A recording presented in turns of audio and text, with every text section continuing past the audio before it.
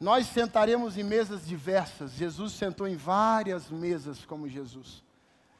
Mas como Jesus, ele passou por uma última mesa. Foi necessário ele pisar num último lugar. E quando nós olhamos esta última mesa, conhecida como a mesa da Santa Ceia, onde ele reuniu os 12, a gente olha aquela mesa com grande alegria, afinal de contas ali ele repartiu o pão como corpo, cálice como sangue. Mas quando eu olho para essa mesa, eu vejo alguns personagens muito interessantes. Nessa mesa, nós vemos 3 discípulos diferentes, vemos 3 corações diferentes e 3 manifestações da graça de Deus de forma diferente. Existem 3 discípulos distintos, com 3 corações distintos, mas também existem 3 ações distintas da graça de Deus numa mesa. Nós vemos 3 personagens, nós vemos o Pedro, o Judas e o João. Nós vamos ver o Judas, o traidor, o Pedro que nega e o João que está aos pés da cruz. Nós vamos ter a percepção do que uma mesa pode oferecer para Jesus. A mesa vai oferecer para Jesus uma revelação da carne. A carne com suas 3 possibilidades. A primeira possibilidade é a traição. A segunda possibilidade é a queda. A terceira possibilidade é a permanência. Eu quero começar a introduzir esta mensagem com você com uma pergunta: qual é a sua face na mesa de Cristo? Vamos imaginar que nós temos a mesa da ceia posta agora. E Jesus neste lugar sentado no centro da mesa. Qual é a sua face? A face de Judas, a face de Pedro, a face de João? Qual é o seu coração nesta mesa? Porque quando eu olho para essa mesa, eu vou ver a revelação da carne, como eu falei, mas eu também vejo a revelação de algo maior, que é o Cristo. O Cristo, ele vai trazer a graça para aquele que trai, ele vai trazer a restauração para o que cai, ele vai trazer a comunhão para o que permanece.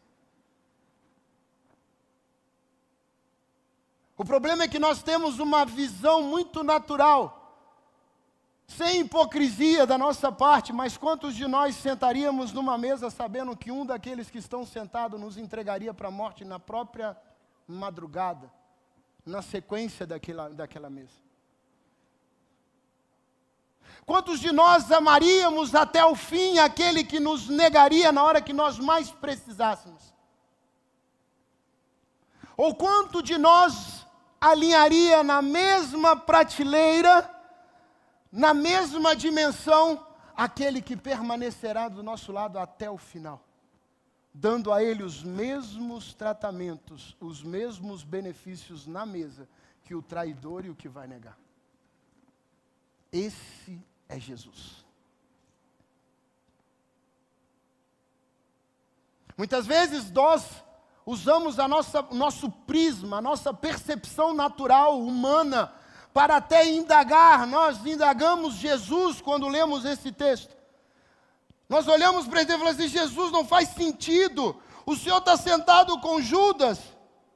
O Senhor vai apontar um Judas e vai amar o Judas. Ou então você vai apontar o Pedro, o seu amigo, aquele cara que estava contigo em todos os momentos. Aquele a quem o Senhor disse sobre esta pedra, ou seja, sobre a tua palavra, Pedro, eu edificarei a minha igreja. Você está diante de um Pedro que vai te negar. E Jesus não faz nada.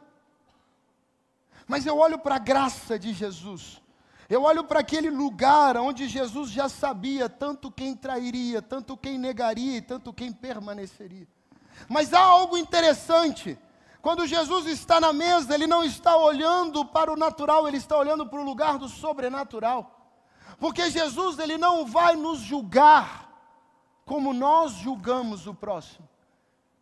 Jesus vai transbordar a graça dele, independente de quem eu ou quem você seja diante dele.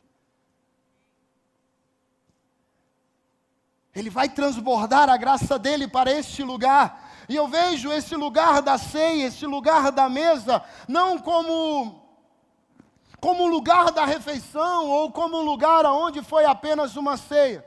Se eu posso trazer alguma palavra para mim, esse lugar, eu até escrevi isso, eu coloquei para mim, é o tribunal espiritual, onde os corações são expostos diante do Pai. A mesa que Jesus senta, naquele ato da ceia, era o tribunal aonde ele estava expondo espiritualmente os corações diante do Pai. Ele vai expor corações que traem, ele vai expor corações que negam, e ele vai expor corações que permanecem. João capítulo 13, versículo 1, vai dizer assim: ora, antes da festa da Páscoa, sabendo Jesus que era chegada a hora de passar deste mundo para o Pai, tendo amado, eu amo isso, tendo amado os seus que estavam no mundo, amou-os até o fim. Jesus não olhou e falou assim: eu vou amar menos Pedro, menos Judas, vou amar relativamente esses outros aqui, mas João, esse eu vou amar mais do que todo mundo, porque João vai estar comigo até o fim. Jesus, ele não vai amar você pelo benefício que você dá. Jesus vai amar você até o fim pela graça que ele derrama em você. Deixa eu dizer uma coisa para você, não tem uma coisa sequer que você possa fazer que te faça ser merecedor da graça do Pai. E ainda assim ele nos ama. Ele nos ama por causa da graça que está em nós, derramada por Ele, mediante Ele.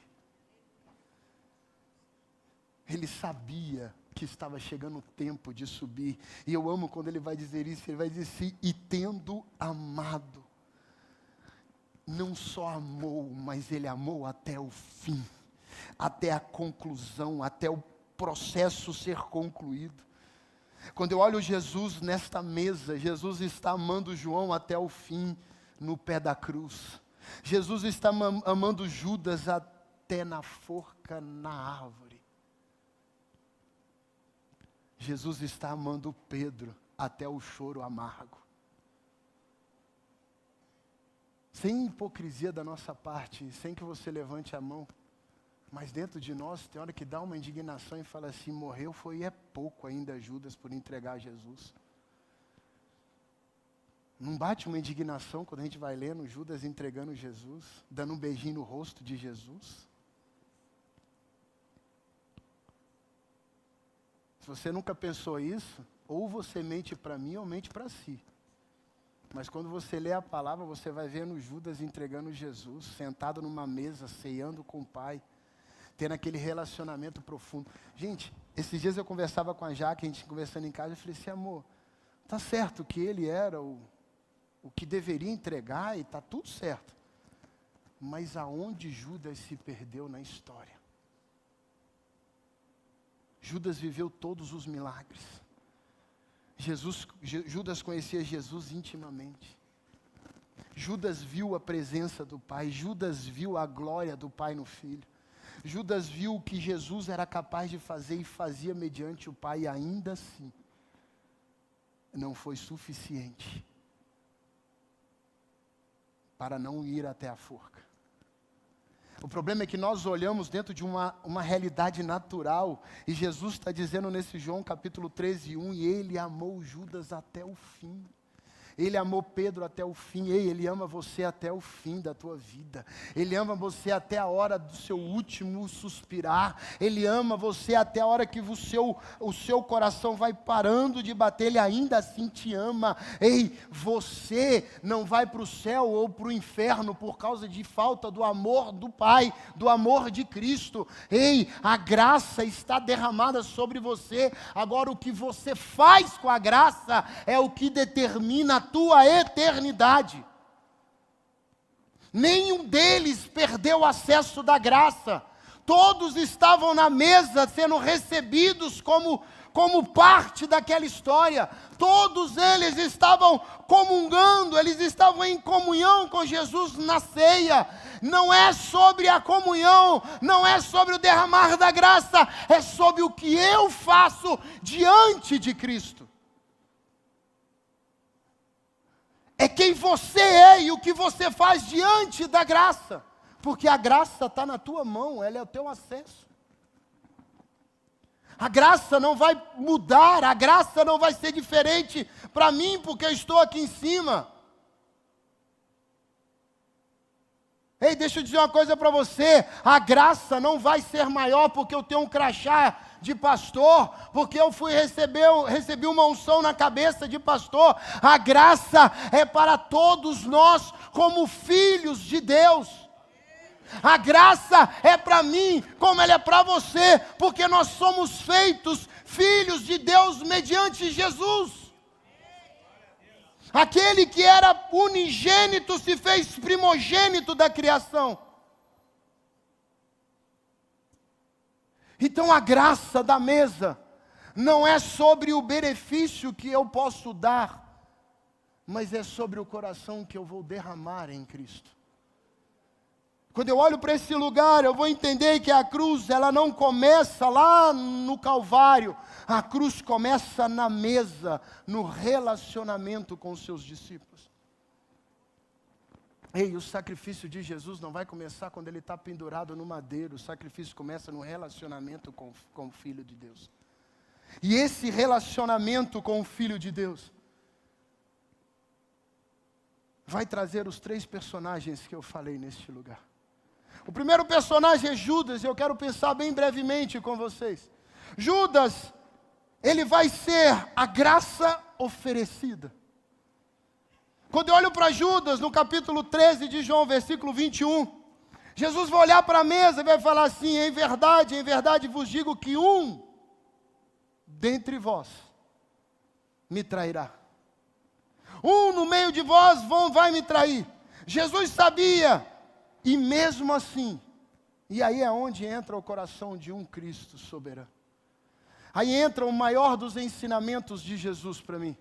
Ele sabia quem era o traidor e não expulsou.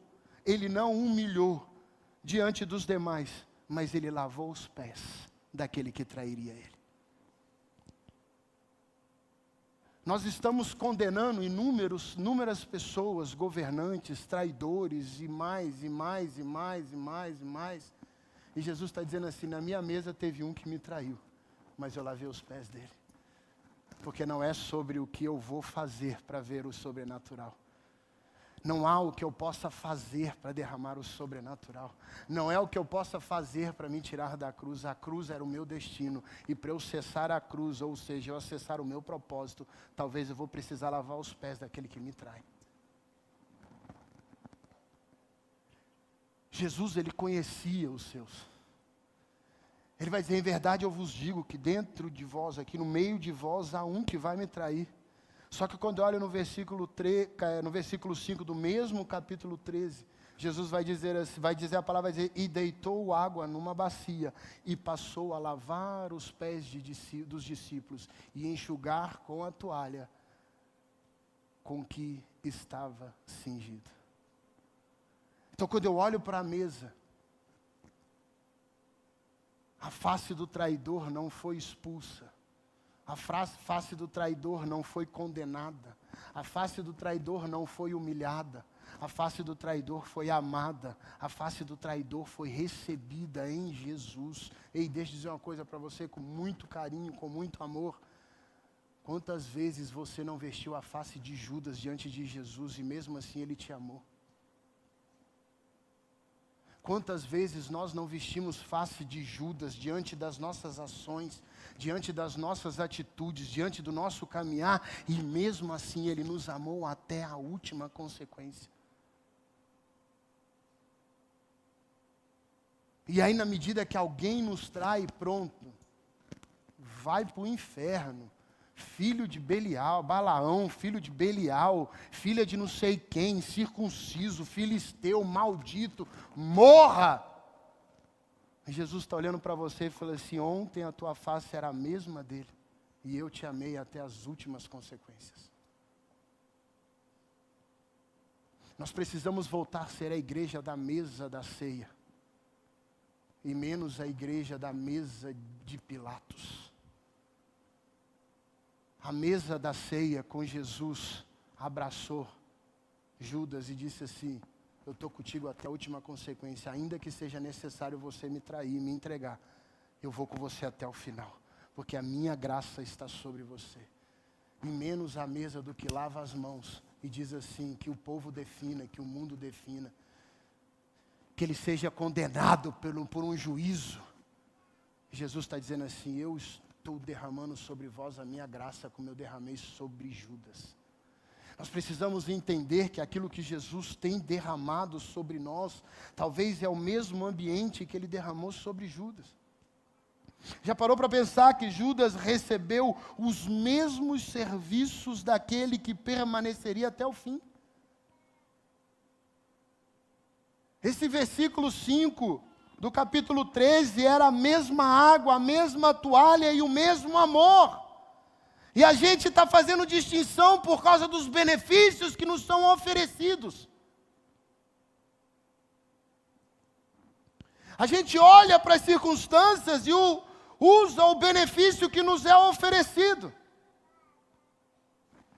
Romanos capítulo 5, versículo 8, vai dizer assim: mas Deus prova o seu próprio amor para conosco, pelo fato de ter Cristo morrido por nós, sendo nós ainda pecadores. Fala comigo: ainda pecador, Ele me amou, Ele não me esperou ser santo, perfeito, imaculado, maior que Deus, para me amar.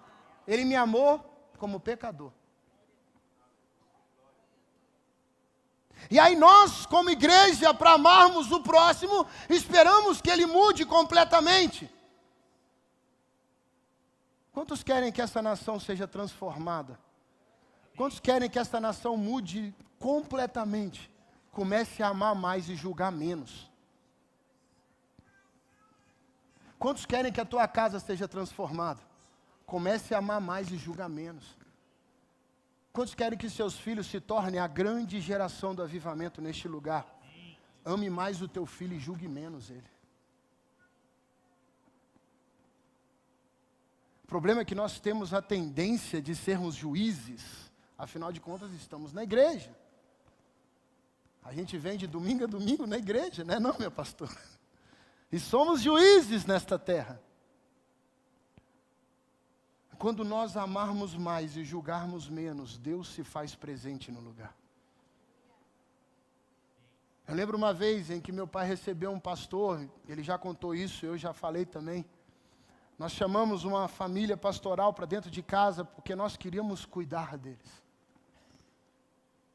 Nós achávamos os responsáveis por esta família.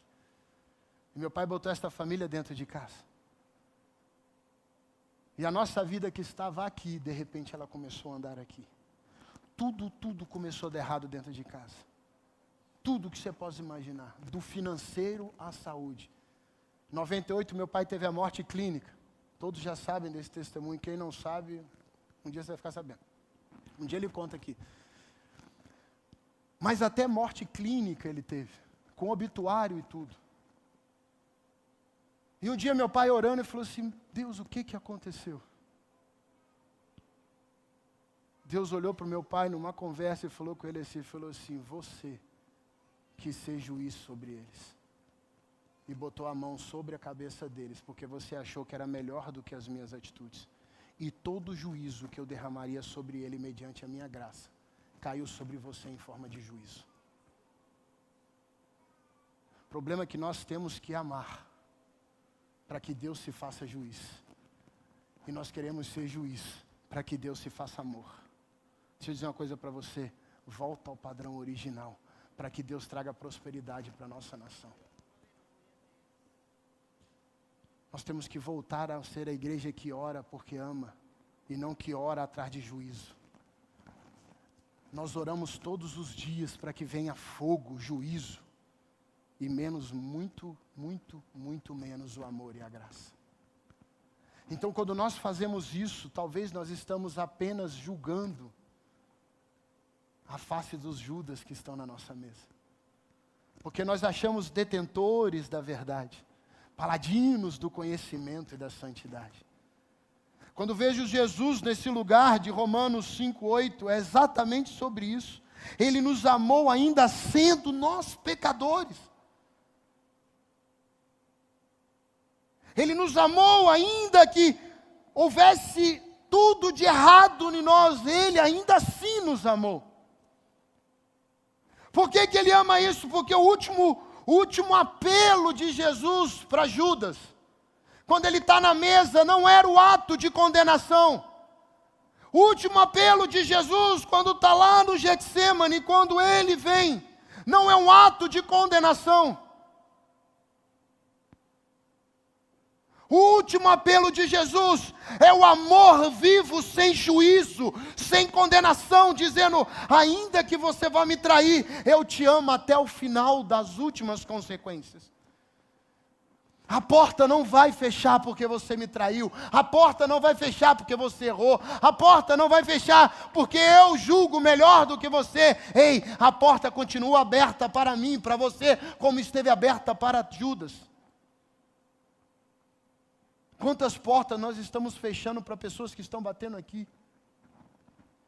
Ontem à noite teve na mesa aqui embaixo com a galera aqui, um tempo de mesa, o banquete, foi maravilhoso, foi sensacional.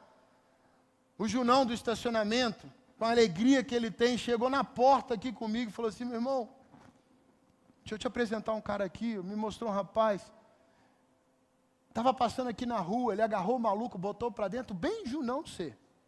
É a cara dele. Louco, louco, louco. Por isso que deu a gota dele. O garoto está vindo para cometer suicídio, gente.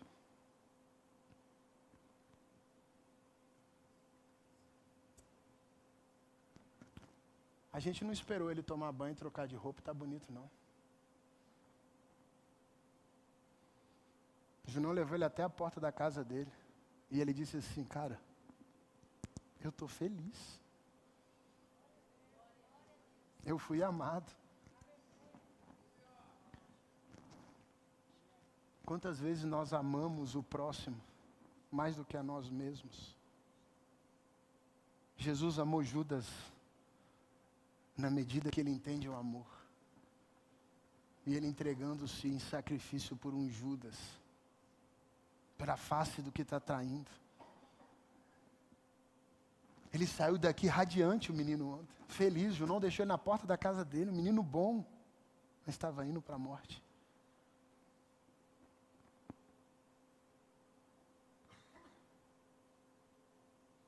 Quantas vezes nós atravessamos a rua ou não entramos em lugares porque existem pessoas que nós simplesmente não queremos ver.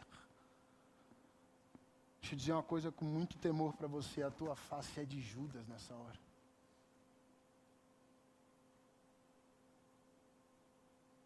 Nós queremos o avivamento, nós queremos a glória, nós queremos a grande manifestação do poder de Deus. E o último apelo de Jesus naquela mesa, quando nós olhamos o versículo 23 de Mateus 26, o que mete comigo a mão no prato vai me trair. Aí você vai ver no mesmo 26, já no versículo 50, vai ser: amigo, por que tu viestes?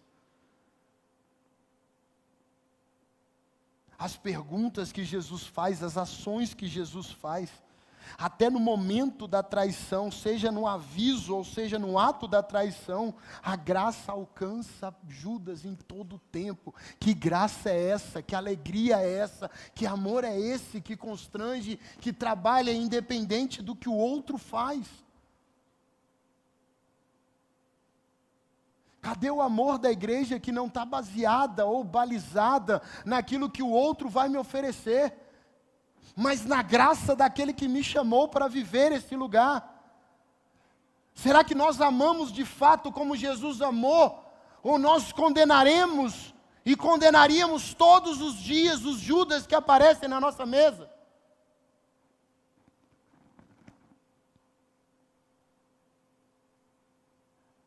Os nossos atos precisam mudar do juízo para a graça, para o amor.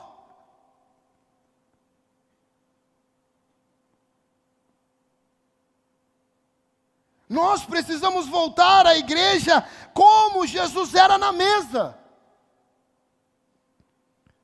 Pararmos de sermos hipócritas que buscamos a Jesus com as nossas mãos levantadas, como os fariseus faziam, que levantavam suas mãos sentando nas cadeiras de Moisés, nas cadeiras dos juízes. Mas dentro de nós,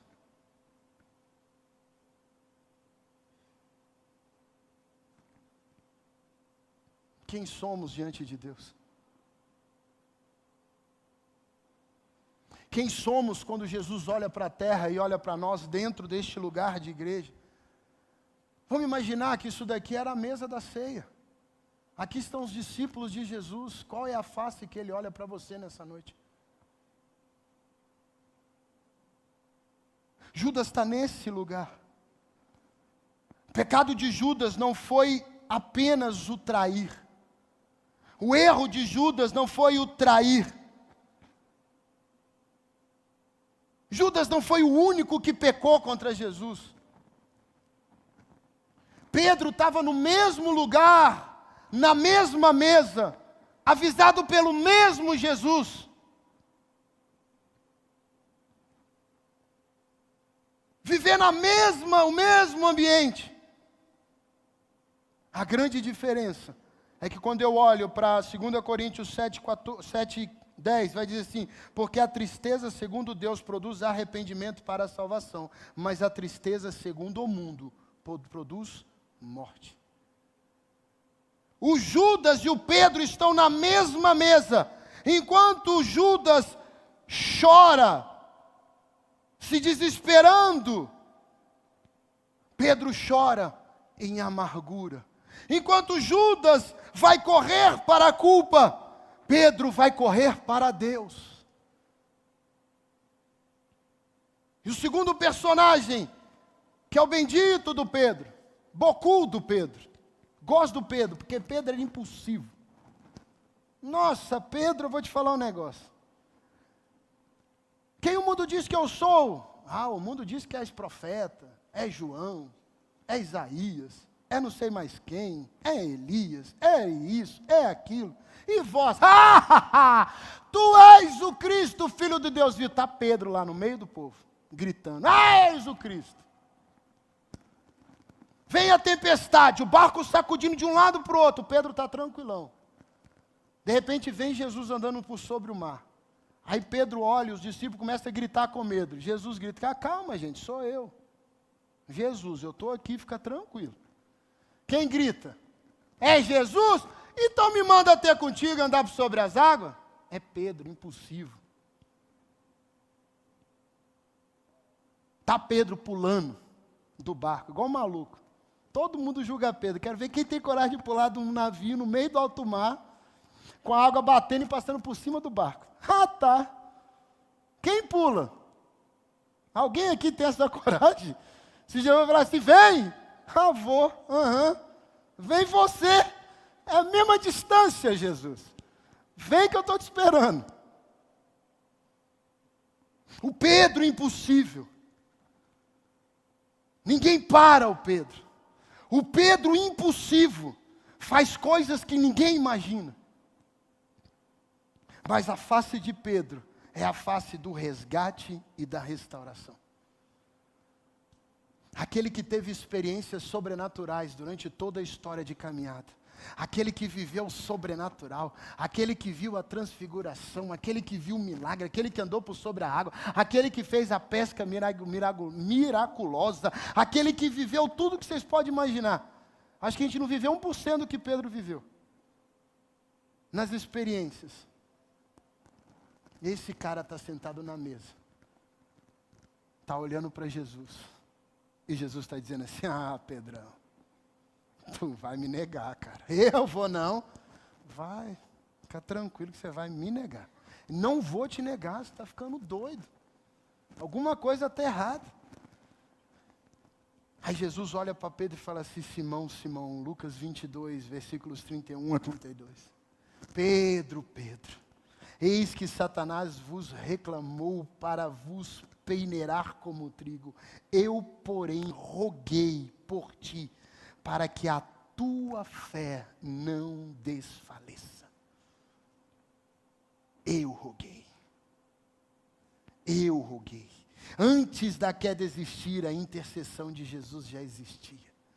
Ei, a tua face, por pior que seja, por conhecida como aquele que está negando no seu trabalho, na sua faculdade, na sua família, no seu relacionamento. Deixa eu dizer uma coisa para você: negar não significa assim, eu não conheço. Você nega quando você peca, você nega quando você mente, você nega quando você adultera. Você nega quando você transa com o teu namorado, você nega quando você trai a tua esposa, você nega quando você trai o teu marido. Você nega quando o pecado te governa mais do que o Espírito de Deus sobre você. Você nega quando você humilha o teu filho, você nega quando você mente para os teus pais. A face da negação de Jesus não é sobre eu não te conheço, eu não conheço ele não, é sobre quando você nega os princípios que estão dentro de você. Nós negamos a Cristo todas as vezes que nós negamos o princípio que nós carregamos nele.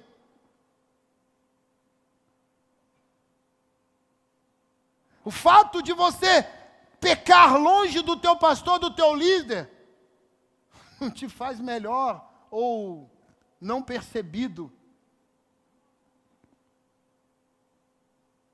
A face de Pedro é aquele que vai viver o lugar da intercessão antes da queda. O problema é que Pedro caiu.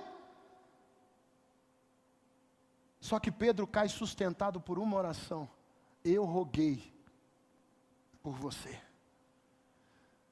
Ei, Deus tem derramado glória, derramado graça, porque Jesus, mediante o Espírito, tem gemidos inexprimíveis por mim e por você.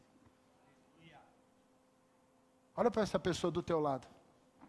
Olha para ela, olha para esse ser humano maravilhoso do teu lado. Está vendo esse ser humano do seu lado? Fala para ele assim: você só está de pé por causa dele, que geme gemidos inexprimíveis. Não é porque você é bom não, tá? Porque é tão ruim quanto eu. Pedro só se sustentou porque existia o lugar da oração.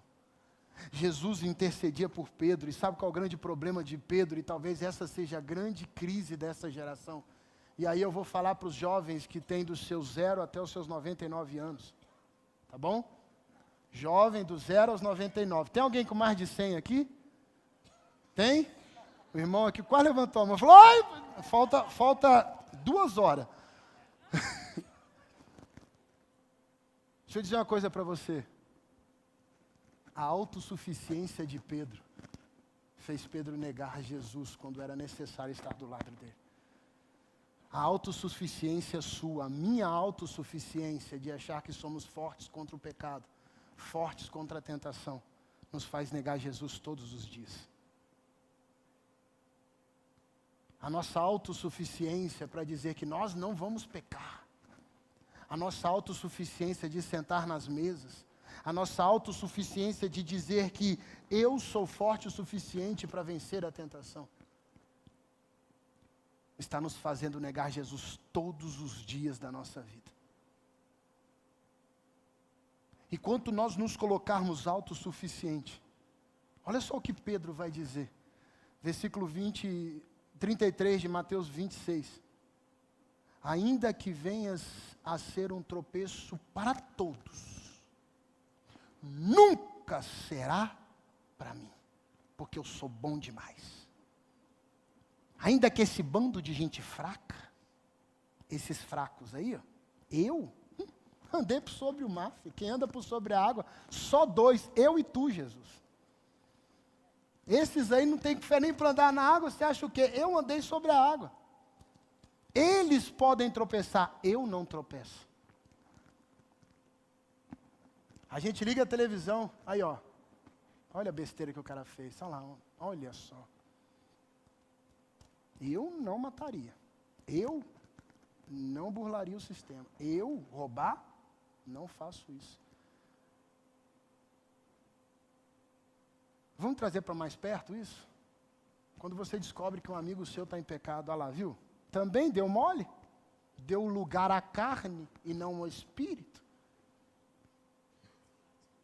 O povo adora usar esse termo, né? Deu lugar à carne. Se desse lugar ao espírito, não pecava, porque eu sou espírito. É. Você está entendendo isso, gente? Pedro está dizendo exatamente isso. Ainda que eles deem lugar à carne, eu dou lugar ao espírito. Eles podem tropeçar, eu vou até o final contigo. O problema é que quando Jesus está no pátio de Caifás, Pedro está dizendo assim, eu não conheço ele. Você fala como eu, não, nunca vi esse homem na minha vida. Você não sabe que eu não sei nem quem ele é, estou aqui por causa do frio. Esse é que é o problema. A gente nega tanto quanto Pedro nega. A gente trai tanto quanto Judas trai. Mas nós nos achamos tão prepotentes e autossuficientes que nos colocamos como se fosse João. A nossa face talvez é a de um Judas ou de um Pedro. Talvez a nossa autossuficiência está gerando juízo sobre nós, de nos acharmos quase a quarta pessoa da Trindade. Onipotentes, onipresentes e oniscientes de tudo. Vencedores que não precisam de Cristo. Eu ensinei a Jesus a vencer a cruz, gente. A nossa autossuficiência tem tirado o governo de Deus sobre nós. Entregado o governo de Deus, nosso governo, para a nossa carne. E tirado o governo de Deus e devolvido para o próprio Deus. Falando assim, eu não preciso de você.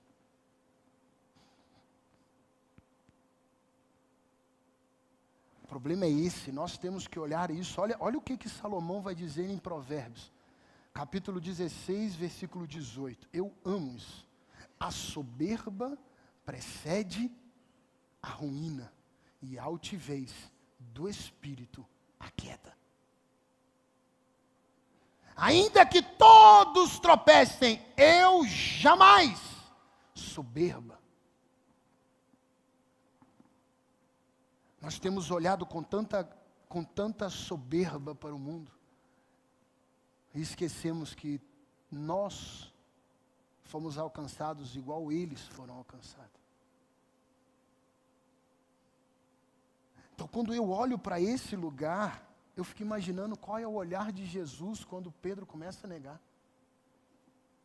Eu fico imaginando aquele olhar, quando vem a queda. Não era o juízo, não foi o final, era o resgate. Eu fico imaginando quando Jesus voltando-se para Pedro, lá em Lucas 22, acho que versículo 61 em diante. Então voltando-se o Senhor, fixou os olhos em Pedro. E Pedro se lembrou da palavra do Senhor, como lhe dissera, hoje, 3 vezes me negarás antes de o galo cantar. Olha o versículo seguinte. E então Pedro, saindo dali, chorou amargamente. Eu fico imaginando Jesus, olhando para nós, com aquele olhar. Eu fico imaginando que olhar foi esse. Quantas vezes Jesus tem olhado para nós, quando nós nos colocamos tão autossuficientes? Qual é o olhar de Jesus para nós nesta noite? Qual é o olhar de Jesus para você? Qual é o olhar de Jesus para mim nesta noite? Sabe qual era aquele olhar de Jesus para Pedro? Pedro, você não foi longe demais que o meu amor não possa te alcançar. Pedro, você não foi longe demais que a minha graça não pode te suportar. Pedro, não existe negação maior que o meu amor. Não existe ação maior do que o meu amor por você. Ei, não importa quem foi você até o dia de hoje, não importa tudo que você fez até agora, não importa o que você viveu até agora, o amor dele é muito maior do que a tua história.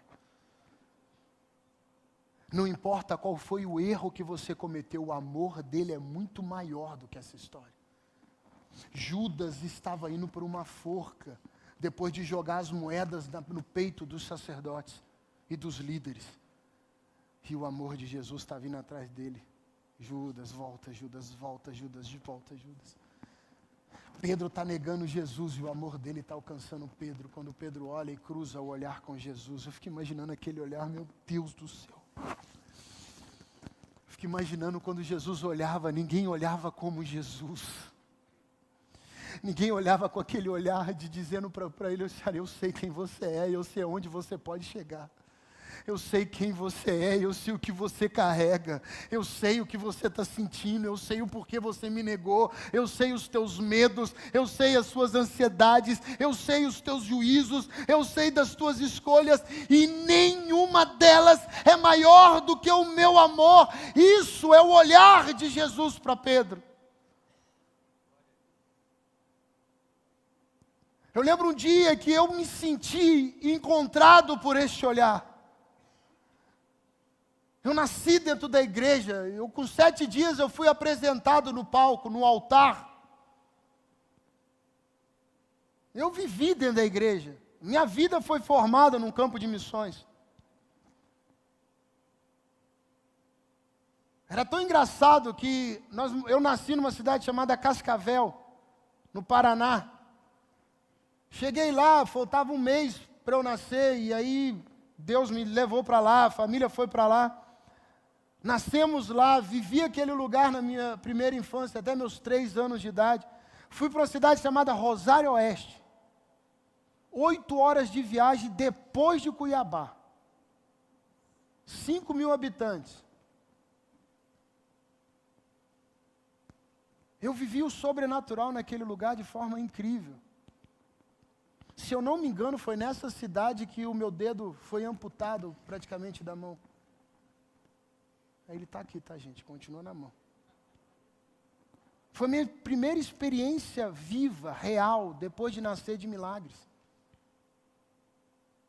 Naquela cidade, nós vivemos um sobrenatural. Para vocês terem uma ideia, domingo à noite, o delegado abria a cadeia para os presos irem para a igreja. Minha mãe me procurava durante os dias, depois da escolinha. Cadê o Júnior? Eu estava lá sentado dentro da prisão, com os presos do lado e eu de cá e a gente brincando.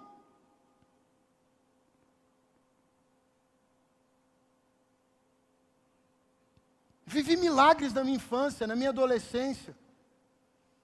Mas quando me transicionei da adolescência para a fase adulta, me achei autossuficiente demais. Sou bom demais, o pecado não vai me destruir. E quando eu vi, eu estava no mundo, bebendo, fumando, usando droga, fazendo tudo o que eu não devia fazer. Até que um dia, dentro de uma boate, na pista de dança daquele lugar, o olhar de Jesus me viu. Ele não estava na pista como ele não estava no meio do pátio com o Pedro. Mas o olhar encontrou.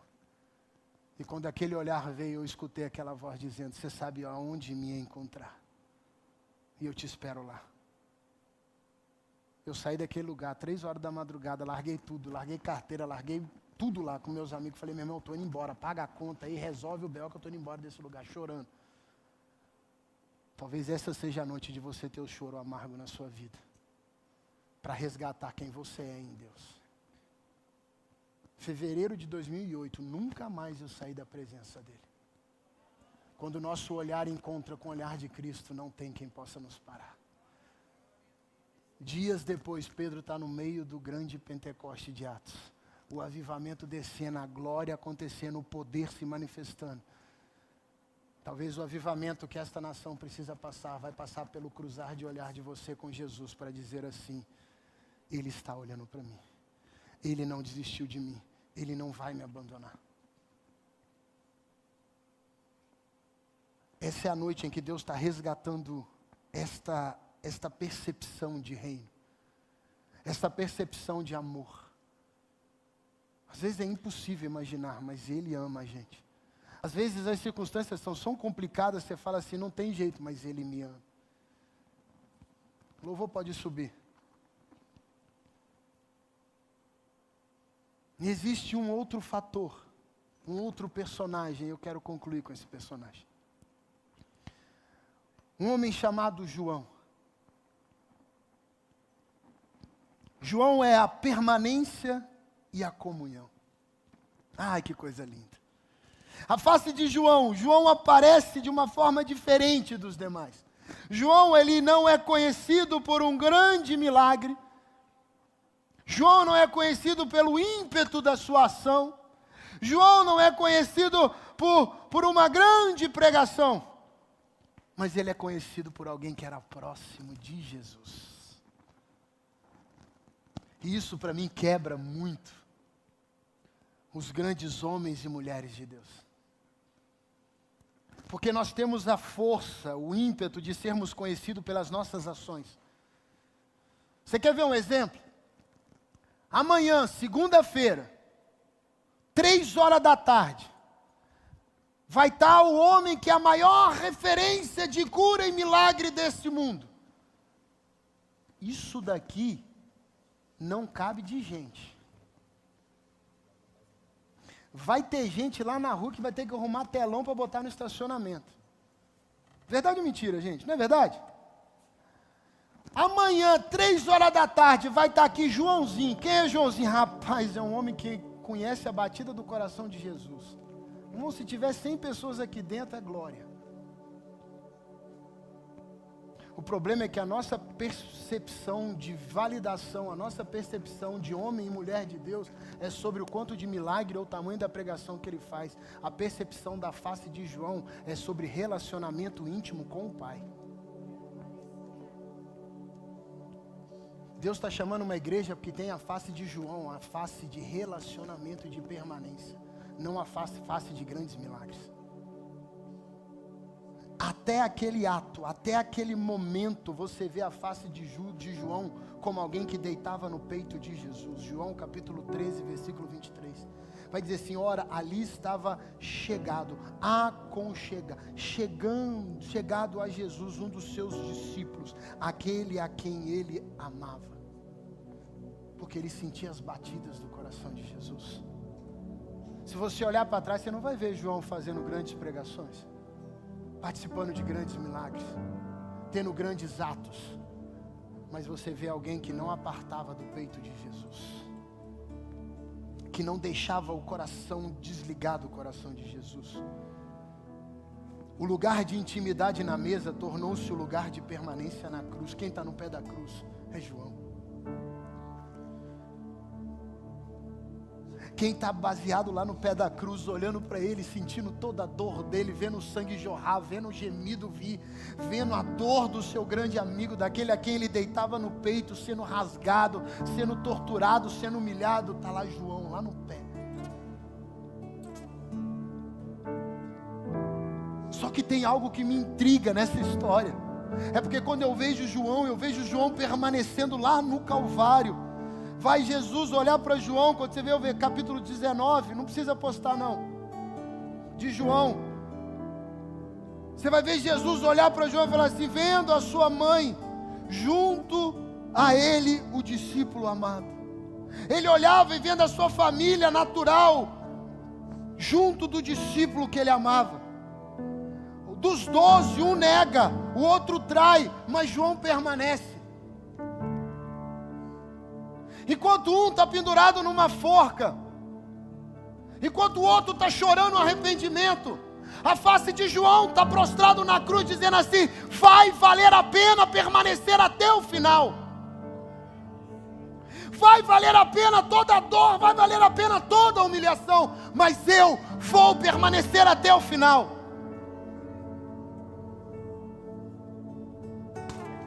É isso que João nos representa. Só que depois que João vai viver o permanecer até o final, Jesus vai entregar João para a sua mãe para João. E quando Jesus olha e fala assim, esta é a sua mãe, esse é seu filho, essa é a sua família, Jesus está entregando para João governo, confiança e legado. E isso vai ser gerado lá no final, quando João está lá em Patmos, no meio de um tempo de guerra consigo mesmo, no lugar de prisão, de abandono, de exílio.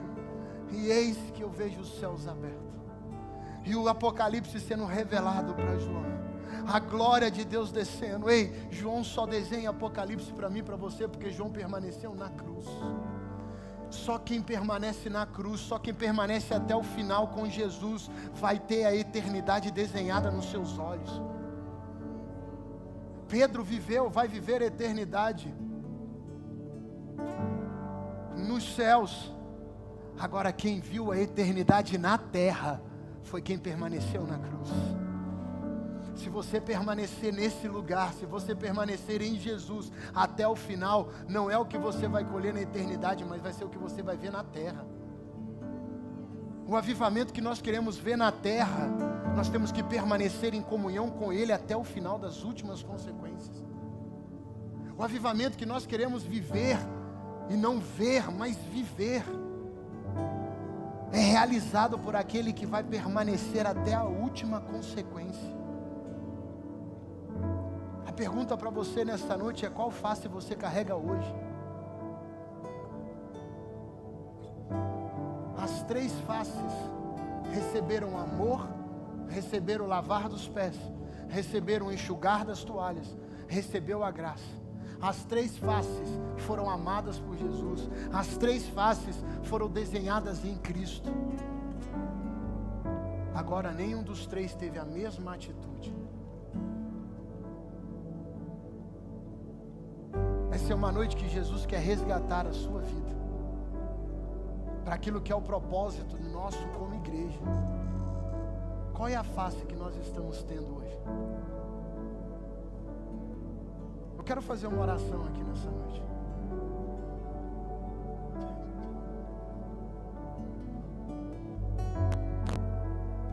Se você sente que precisa de uma oração para resgatar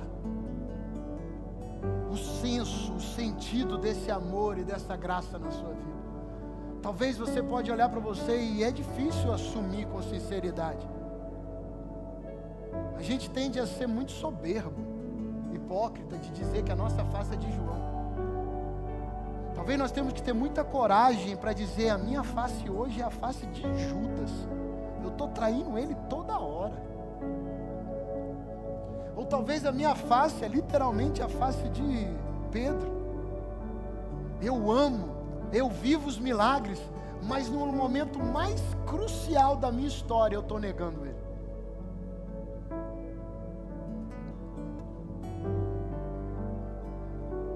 Eu quero que você saia do teu lugar e venha aqui para frente.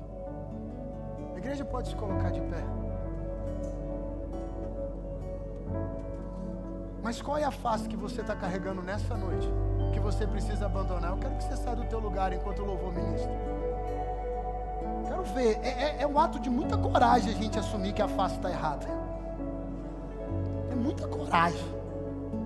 Tem que ter muita coragem para dizer assim: cara, a minha face está toda errada. Eu estou fazendo o que eu não devia. E eu sei que tem gente que tem que viver isso. Eu quero que você saia do teu lugar enquanto o grupo ministra. Ah, mas vão descobrir. Pode chegar para frente, gente. Vem bem para frente aqui, ó. Bem, gruda nesse palco aqui, nesse altar, por favor.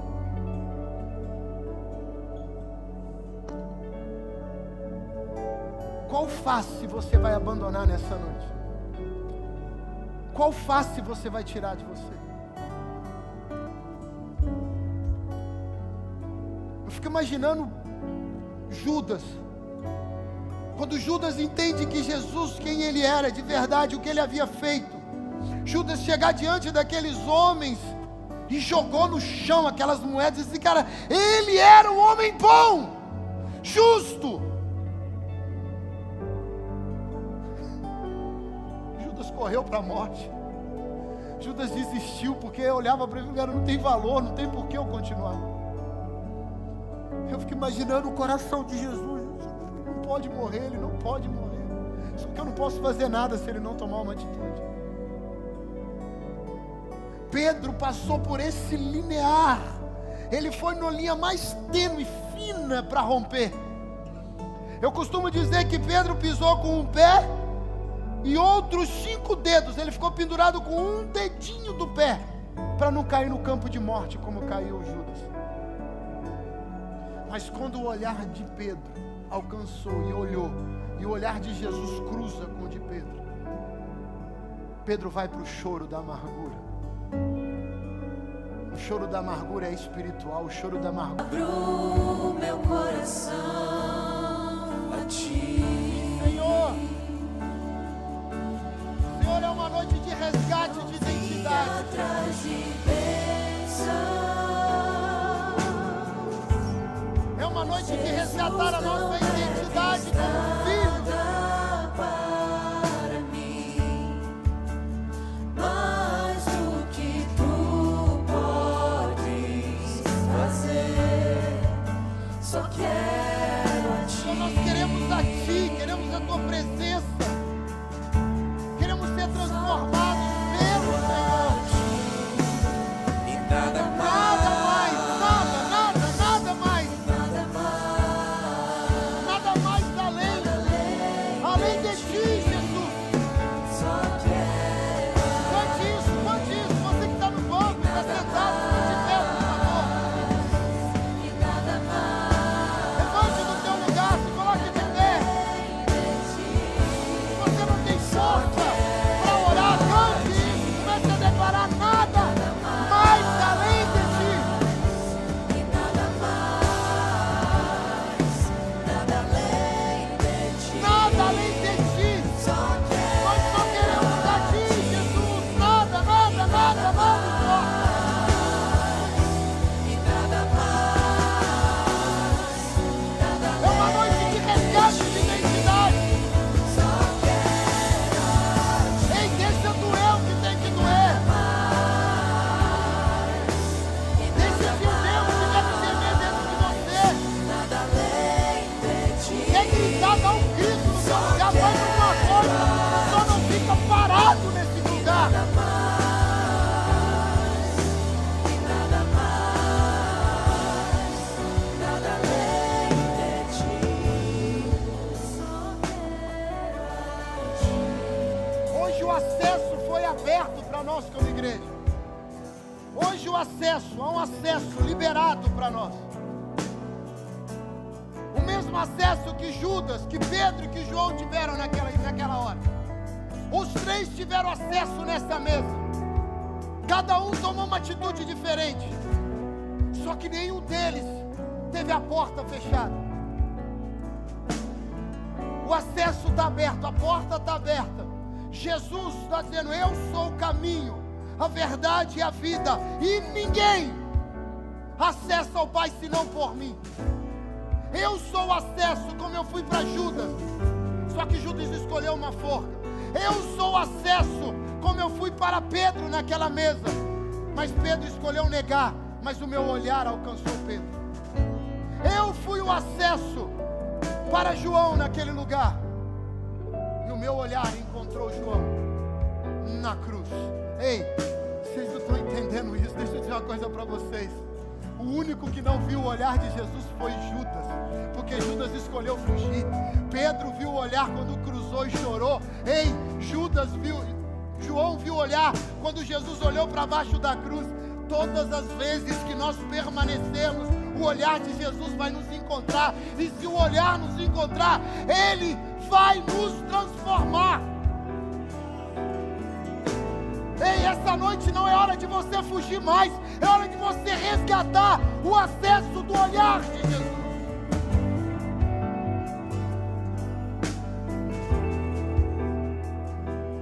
Coloque a mão no seu coração, você que está aqui na frente, quem está aí na igreja, todo mundo, toda a igreja com a mão sobre o teu peito.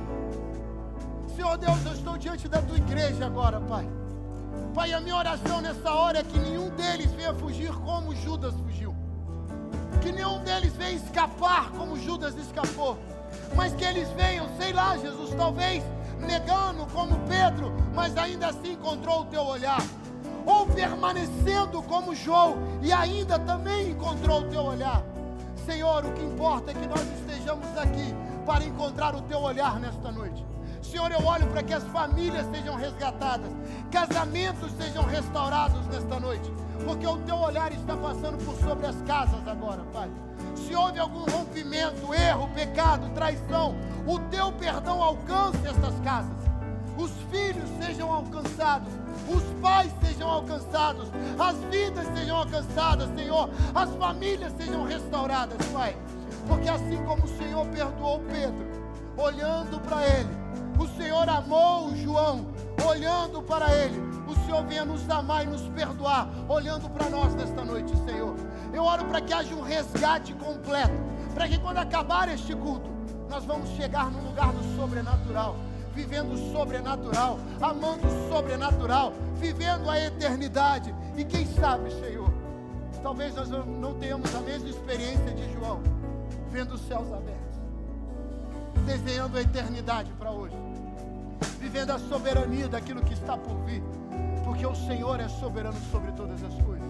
Senhor, eu oro para que haja uma cura nas emoções, haja uma cura nos sentimentos, um destravar, um desbloquear, Senhor, dos nossos comportamentos, que os nossos comportamentos comecem a revelar o Senhor, comecem a revelar os céus, comecem a revelar Jesus na terra, e que haja cura, cura física, cura emocional, cura espiritual neste lugar, para que o Senhor seja honrado, glorificado e viva através da nossa vida na terra. Que nós sejamos a tua boca, as tuas mãos, os teus olhos, os teus ouvidos e os teus pés na terra como igreja, para que a promessa feita a Pedro, lá em Mateus capítulo 16, quando o Senhor olhou para Pedro e falou assim: Pedro, o que você falou é muito profundo. Então, por causa da tua palavra, as portas do inferno não hão de prevalecer contra a igreja, não hão de prevalecer juízos, não vão prevalecer perseguições, não vão prevalecer pecados, nada vai prevalecer contra a igreja, porque as chaves da fonte, da vida, do reino está nas nossas mãos como igreja, e nós acessaremos e viveremos o Rei dos Reis, o Senhor dos Senhores, a essência sobrenatural na terra, em nome de Jesus. Aleluia! Glória a Deus! Dá um aplauso ao Senhor, queridos. Pode voltar para o teu lugar. Glória, glória, glória a Deus. Ah, Senhor, nada mais, Senhor, nos importa. Nada mais importa que não seja a tua presença neste lugar. Quantos receberam essa palavra nessa noite?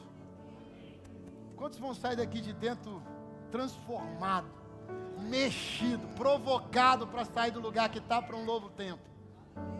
Queridos, nós estamos vivendo um prenúncio de um grande avivamento.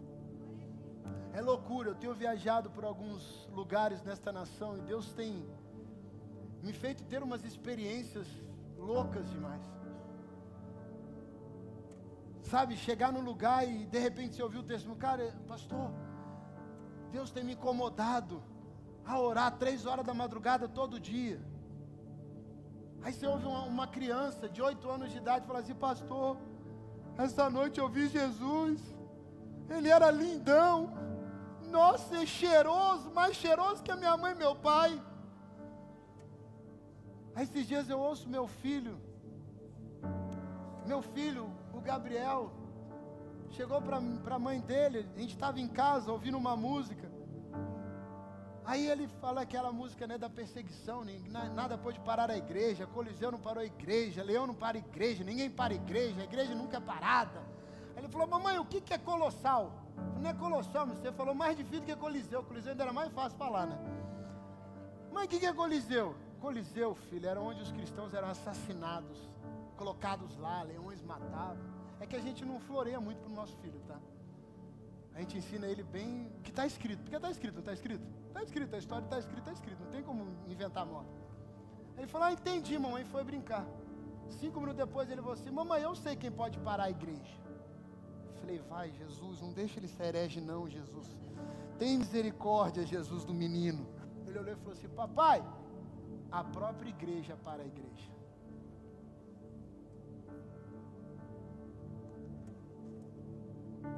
Aí eu chorei, falei: vou orar, porque deu ruim. se nós não entendermos qual é a face que nós temos que andar e romper com a que nós não devemos ter, nós vamos parar como igreja no tempo. E talvez Deus vai precisar levantar uma outra geração. E eu não quero que aconteça conosco o que aconteceu na geração pós-Josué, em Juízes capítulo 2, versículo 10. Quando diz assim, a outra geração que veio após Josué e todos os anciãos, não conhecia a Deus e não sabia os feitos que ele havia feito sobre a terra. E Deus precisou levantar uma outra geração para cumprir o propósito. Quantos aqui vão viver o propósito de Deus na terra? Fala comigo assim, eu não vou ser uma geração que parou no tempo. Eu sou a geração deste avivamento prometido há mais de 100 anos. Glória a Deus. Aleluia. Dá um aplauso ao Senhor, queridos. Coisa boa demais. Glória a Deus. Aleluia. Deus é bom demais, gente. Que isso? Eu tô vibrando, tô com o coração pegando fogo aqui dentro. Tá doido. Gente, vamos ofertar? Esse tempo de dízimos e ofertas vai ser bênção demais, queridos. Queridos, nós estamos passando um tempo que todo mundo aqui já está sabendo a questão do nosso templo, desse terreno, de tudo que está acontecendo aqui conosco. E eu quero aconselhar, melhor, eu quero te dar uma direção pastoral nessa hora. Você vai pegar hoje ainda à noite, você vai entrar no culto da manhã, que foi transmitido aqui no culto. E você vai escutar a palavra que o Djalma, nosso apóstolo, trouxe no final do culto, depois da pregação do meu pai. Então você assiste a pregação e depois você assiste o que o pastor, nosso apóstolo, trouxe como diretriz a respeito do que está acontecendo.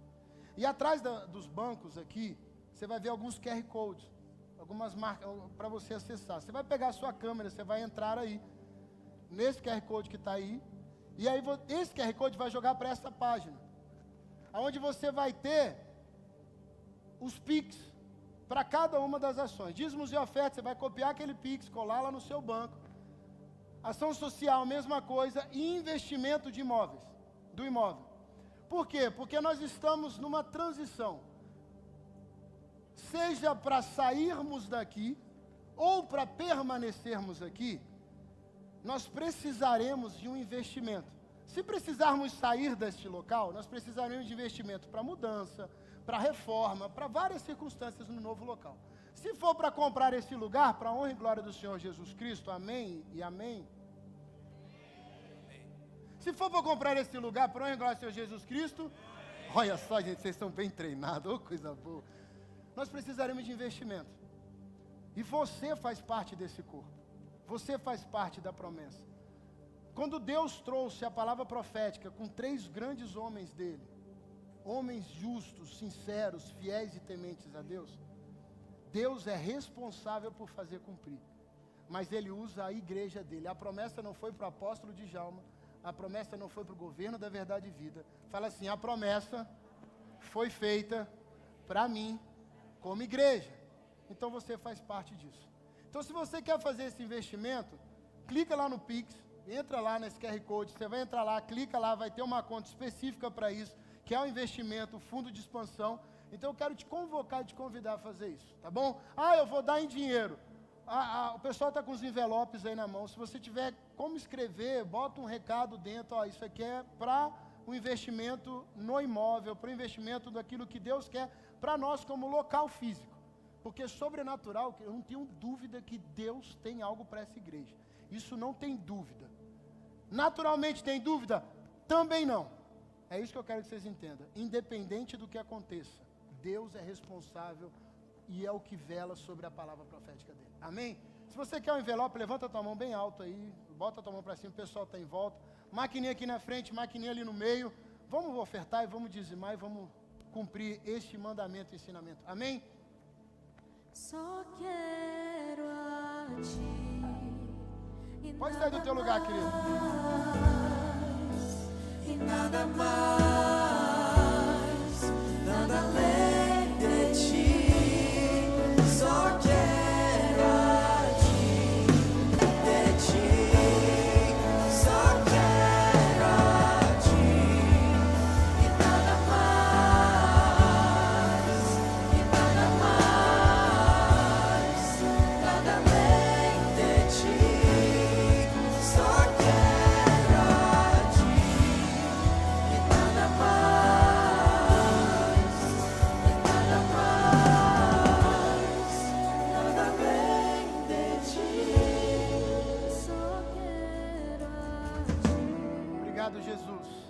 Obrigado porque o Senhor tem sido fiel.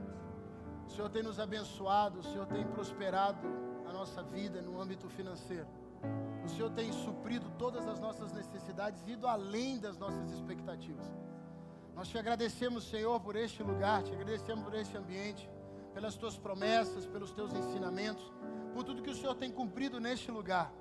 E não é sobre um lugar natural, é sobre um lugar sobrenatural. Não é sobre um templo natural, mas é sobre um tempo sobrenatural. O Senhor é responsável por tudo isso. E nós só te agradecemos, Pai. Te louvamos. Pedimos bênção, pedimos que o Senhor venha derramar, abrir as comportas do céu no âmbito financeiro desta igreja, dos membros desta igreja, desta família. E cremos, Senhor, que o Senhor vai fazer muito mais do que nós podemos imaginar, muito mais do que os nossos olhos podem crer. E quando nós vivermos isso, Senhor, que graça, que alegria, que glória nós viveremos. Muito obrigado, Senhor. Amém. Glória a Deus, queridos. Coisa boa, né? Que noite maravilhosa, né? Meu Deus, que noite incrível. Queridos, quem nos visita hoje, nessa noite, pela primeira vez? Tem alguém que nos visita? Levanta a sua mão. Olha aqui na frente, querido. Seja bem-vindo. Mais alguém? Levanta a mão bem alto, bem alto. Lá no meio, olha lá, coisa boa, gente. Aqui do lado, ali. Maravilha. Queridos, quero te fazer um convite. Cadê a luz? A luz mágica que acende quando vai. Vamos ver se vocês vão colocar hoje à noite. Eu sei que tem uma porta ali, que o pastor Oswaldo, meu amigo, pastor Oswaldo, homem de Deus, vai estar lá. A luz, surgiu a luz, olha para trás. Aquela luz é a sala do café, onde você vai ser recebido, receber um abraço, tomar um bom café, um café bem gostoso, abençoado. Vai ser muito bom receber vocês lá. Então, vocês que trouxeram os visitantes, carrega para lá e toma café junto. Aproveita a oportunidade, tá? Então, sejam muito bem-vindos. Amém? Vamos aos nossos avisos?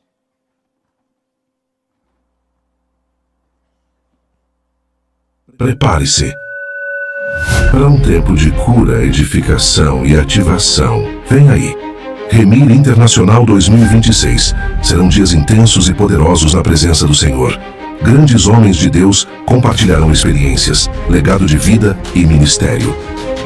Pastor Paulo Mazzoni, Pastor Elias Dantas, Pastor Danilo Figueira, Apóstolo Djalma Toledo, Pastor Paulo Canuto, Apóstolo Judá Bertelli, Pastor Marcos Cotti, Pastor Juscelio de Souza, Pastor Hernani Santos, Pastor Edson Teixeira, Pastor Hélio Peixoto e Pastor Josué Gonçalves. Remir 2026. Você está pronto? De 17 e 20 de junho, na Igreja Verdade e Vida em São Paulo. Faça sua inscrição pelo site remir.org.br.